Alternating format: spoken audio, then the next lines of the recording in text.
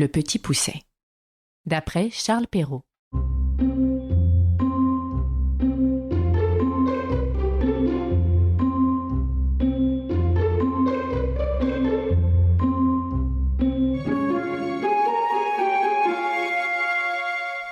Il était une fois un bûcheron et une bûcheronne qui avaient 7 enfants, tous garçons. L'aîné n'avait que 10 ans et le plus jeune n'en avait que 7. On s'étonnera que le bûcheron ait eu tant d'enfants en si peu de temps. Mais c'est que sa femme allait vite en besogne et n'en faisait pas moins que 2 à la fois. Ils étaient fort pauvres et leurs 7 enfants les incommodaient beaucoup parce qu'aucun d'eux ne pouvait encore gagner sa vie. Ce qui les chagrinait encore, c'est que le plus jeune était fort délicat et ne disait mot, prenant pour bêtise ce qui était une marque de la bonté de son esprit. Il était fort petit et quand il vint au monde, il n'était guère plus gros que le pouce, ce qui fit que l'on l'appela le petit Pousset. Ce pauvre enfant était le souffre-douleur de la maison, et on lui donnait toujours tort. Cependant, il était le plus fin et le plus avisé de tous ses frères, et s'il parlait peu, il écoutait beaucoup. Il vint une année très fâcheuse, et la famine fut si grande que ces pauvres gens résolurent de se défaire de leurs enfants. Un soir que ses enfants étaient couchés, et que le bûcheron était auprès du feu avec sa femme, il lui dit, le cœur serré de douleur, « Tu vois bien que nous ne pouvons plus nourrir nos enfants. Je ne saurais les voir mourir de faim devant mes yeux, et je suis résolu de les mener perdre demain au bois, ce qui sera bien aisé, car tandis qu'ils s'amuseront à fagoter, nous n'avons qu'à nous enfuir sans qu'ils nous voient. »« Ah !» s'écria la bûcheronne, « pourrais-tu bien toi-même mener perdre tes enfants ?» Son mari avait beau lui représenter leur grande pauvreté, elle ne pouvait y consentir. Elle était pauvre, mais elle était leur mère. Cependant, ayant considéré quelle douleur ce lui serait de les voir mourir de faim, elle y consentit, et alla se coucher en pleurant. Le petit Pousset ouït tout ce qu'ils dirent, car ayant entendu de dedans son lit qu'ils parlaient d'affaires, il s'était levé doucement, et s'était glissé sous l'escabelle de son père pour les écouter sans être vu. Il alla se recoucher et ne dormit point le reste de la nuit, songeant à ce qu'il avait à faire. Il se leva de bon matin et alla au bord d'un ruisseau où il emplit ses poches de petits cailloux blancs, et ensuite revint à la maison. On partit, et le petit Pousset ne découvrit rien de tout ce qu'il savait à ses frères. Ils allèrent dans une forêt fort épaisse, où à 10 pas de distance, on ne se voyait pas l'un l'autre. Le bûcheron se mit à couper du bois, et ses enfants à ramasser les broutilles pour faire des fagots. Le père et la mère, les voyant occupés à travailler, s'éloignèrent d'eux insensiblement, et puis s'enfuirent tout à coup par un petit sentier détourné. Lorsque ses enfants se virent seuls, ils se mirent à crier et à pleurer de toute leur force. Le petit Pousset les laissait crier, sachant bien par où ils reviendraient à la maison. Car en marchant, il avait laissé tomber le long du chemin les petits cailloux blancs qu'il avait dans sa poche. Il leur dit donc, « Ne craignez point, mes frères, mon père et ma mère nous ont laissés ici, mais je vous ramènerai bien au logis. Suivez-moi seulement. » Ils le suivirent, et il les mena jusqu'à leur maison par le même chemin qu'ils étaient venus dans la forêt. Ils n'osèrent d'abord entrer, mais ils se mirent tous contre la porte pour écouter ce que disaient leur père et leur mère. Dans le moment que le bûcheron et la bûcheronne arrivèrent chez eux, le seigneur du village leur envoya 10 écus qu'il leur devait il y avait longtemps, et dont ils n'espéraient plus rien. Cela leur redonna la vie, car les pauvres gens mouraient de faim. Le bûcheron envoya sur l'heure sa femme à la boucherie. Comme il y avait longtemps qu'elle n'avait mangé, elle acheta 3 fois plus de viande qu'il n'en fallait pour le souper de 2 personnes. Lorsqu'ils furent rassasiés, la bûcheronne dit « Hélas, où sont maintenant nos pauvres enfants? Ils feraient bonne chère de ce qui nous reste là. Mais aussi, Guillaume, c'est toi qui les as voulu perdre. J'avais bien dit que nous nous en repentirions. Que font-ils maintenant dans cette forêt? Hélas, mon Dieu, les loups les ont peut-être déjà mangés. Tu es bien inhumain d'avoir perdu ainsi tes enfants. » Le bûcheron s'impatienta à la fin, car elle redit plus de 20 fois qu'il s'en repentirait et qu'elle l'avait bien dit. Il la menaça de la battre si elle ne se taisait. Ce n'est pas que le bûcheron ne fût peut-être encore plus fâché que sa femme, mais c'est qu'elle lui rompait la tête, et qu'il était de l'humeur de beaucoup d'autres gens qui aiment fort les femmes qui disent bien, mais qui trouvent très importunes celles qui ont toujours bien dit. La bûcheronne était toute en pleurs. « Hélas, où sont maintenant mes enfants, mes pauvres enfants ?» Elle le dit une fois si haut que les enfants qui étaient à la porte, l'ayant entendu, se mirent à crier tous ensemble. « Nous voilà! Nous voilà !» Elle courut vite leur ouvrir la porte et leur dit en les embrassant « Que je suis aise de vous revoir, mes chers enfants. Vous êtes bien lasses et vous avez bien faim. Et toi, Pierrot, comme te voilà crotté, viens que je te débarbouille. » Ce Pierrot était son fils aîné, qu'elle aimait plus que tous les autres, parce qu'il était un peu rousseau et qu'elle était un peu rousse. Ils se mirent à table et mangèrent d'un appétit qui faisait plaisir au père et à la mère, à qui ils racontaient la peur qu'ils avaient eue dans la forêt en parlant presque toujours tous ensemble. Ces bonnes gens étaient ravis de revoir leurs enfants avec eux, et cette joie dura tant que les 10 écus durèrent. Mais lorsque l'argent fut dépensé, ils retombèrent dans leur premier chagrin, et résolurent de les perdre encore, et pour ne pas manquer leur coup, de les mener bien plus loin que la première fois. Ils ne purent parler de cela si secrètement qu'ils ne fussent entendus par le petit Pousset, qui fit son compte de sortir d'affaires comme il l'avait déjà fait. Mais quoiqu'il se fût levé de bon matin pour aller ramasser des petits cailloux, il ne put en venir à bout, car il trouva la porte de la maison fermée à double tour. Il ne savait que faire, lorsque la bûcheronne leur ayant donné à chacun un morceau de pain pour leur déjeuner, il songea qu'il pourrait se servir de son pain au lieu de cailloux, en le jetant par miettes le long des chemins où il passerait. Il le serra donc dans sa poche. Le père et la mère les menèrent dans l'endroit de la forêt le plus épais et le plus obscur, et dès qu'ils y furent, ils gagnèrent en faufuyant et les laissèrent là. Le petit Pousset ne s'en chagrina pas beaucoup, parce qu'il croyait retrouver aisément son chemin par le moyen de son pain qu'il avait semé partout où il avait passé. Mais il fut bien surpris lorsqu'il ne put en retrouver une seule miette. Les oiseaux étaient venus qui avaient tout mangé. Les voilà donc bien affligés, car plus ils marchaient, plus ils s'égaraient et s'enfonçaient dans la forêt. La nuit vint, et il s'éleva un grand vent qui leur faisait des peurs épouvantables. Ils croyaient n'entendre de tous côtés que des hurlements de loups qui venaient à eux pour les manger. Ils n'osaient presque se parler ni tourner la tête. Il survint une grosse pluie qui les perça jusqu'aux os. Ils glissaient à chaque pas et tombaient dans la boue, d'où ils se relevaient tout crottés, ne sachant que faire de leurs mains. Le petit Pousset grimpa en haut d'un arbre pour voir s'il ne découvrirait rien.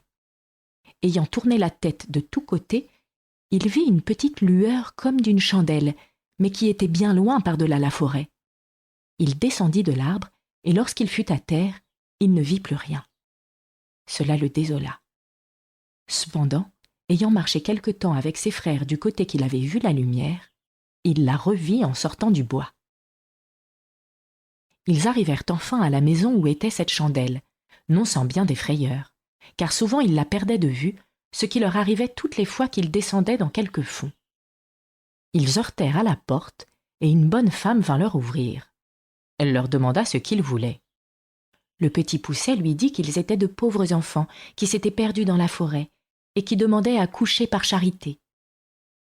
Cette femme, les voyant tous si jolis, se mit à pleurer et leur dit « Hélas, mes pauvres enfants, où êtes-vous venus? Savez-vous bien que c'est ici la maison d'un ogre qui mange les petits enfants ?»« Hélas, madame, lui répondit le petit Pousset, qui tremblait de toute sa force aussi bien que ses frères.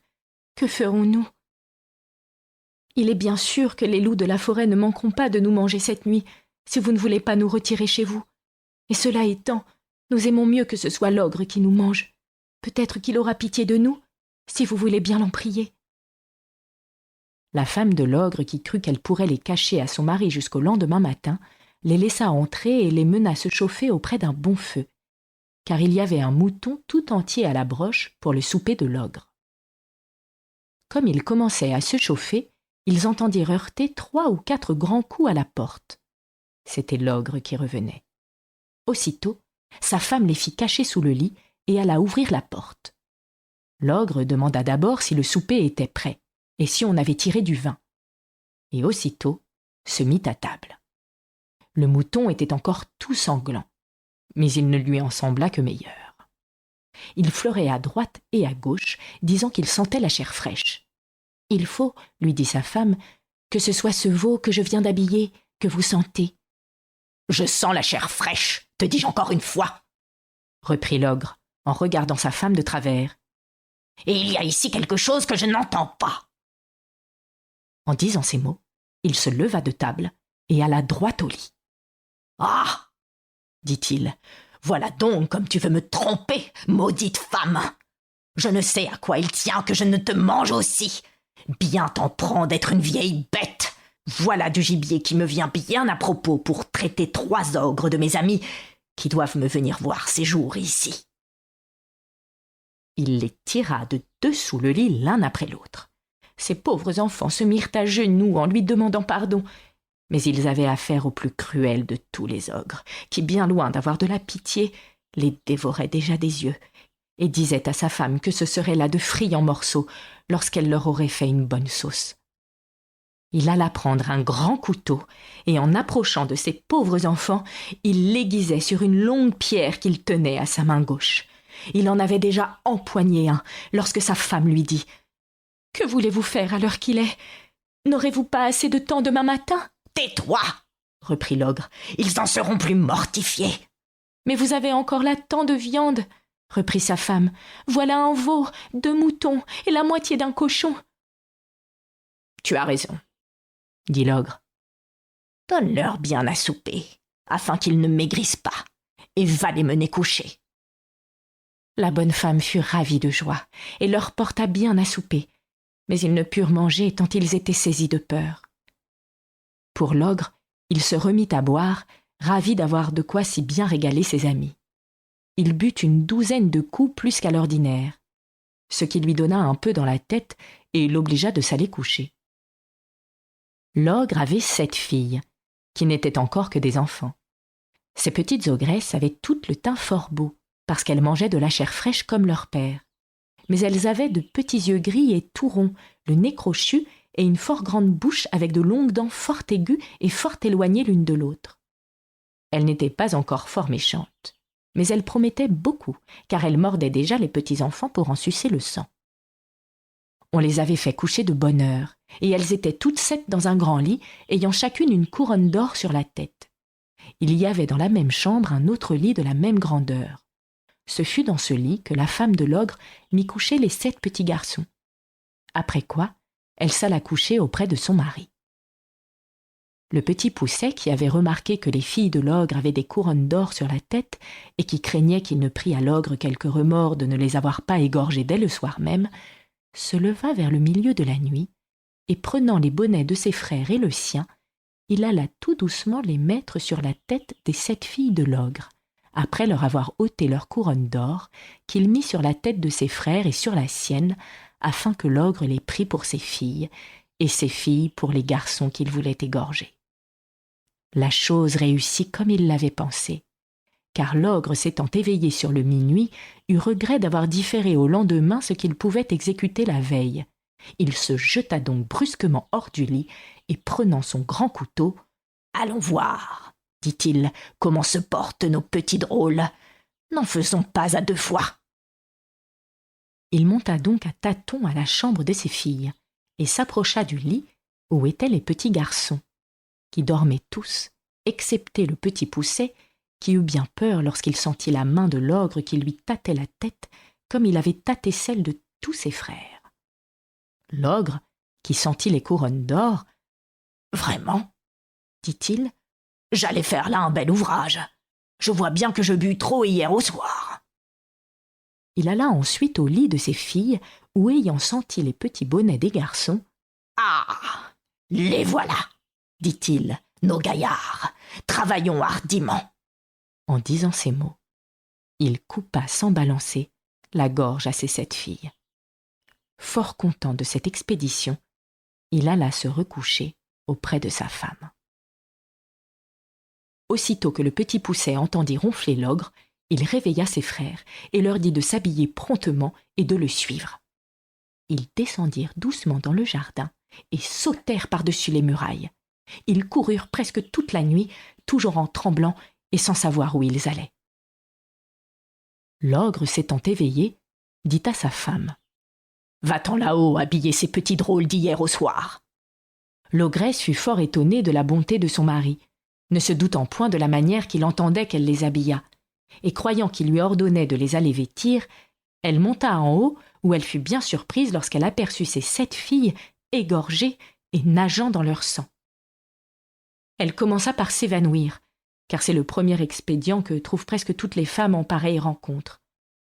L'ogre, craignant que sa femme ne fût trop longtemps à faire la besogne dont il l'avait chargée, monta en haut pour lui aider. Il ne fut pas moins étonné que sa femme lorsqu'il vit cet affreux spectacle. « Oh, qu'ai-je fait là ?» s'écria-t-il. « Ils me le payeront, les malheureux, et tout à l'heure !» Il jeta aussitôt une potée d'eau dans le nez de sa femme et l'ayant fait revenir. « Donne-moi vite mes bottes de 7 lieues, lui dit-il, afin que j'aille les attraper. » Il se mit en campagne, et après avoir couru bien loin de tous côtés, enfin il entra dans le chemin où marchaient ces pauvres enfants qui n'étaient plus qu'à 100 pas du logis de leur père. Ils virent l'ogre qui allait de montagne en montagne et qui traversait des rivières aussi aisément qu'il aurait fait le moindre ruisseau. Le petit Poucet, qui vit un rocher creux proche le lieu où ils étaient, y fit cacher ses 6 frères et s'y fourra aussi, regardant toujours ce que l'ogre deviendrait.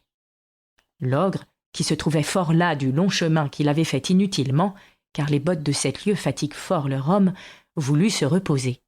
Et par hasard, il alla s'asseoir sur la roche où les petits garçons s'étaient cachés.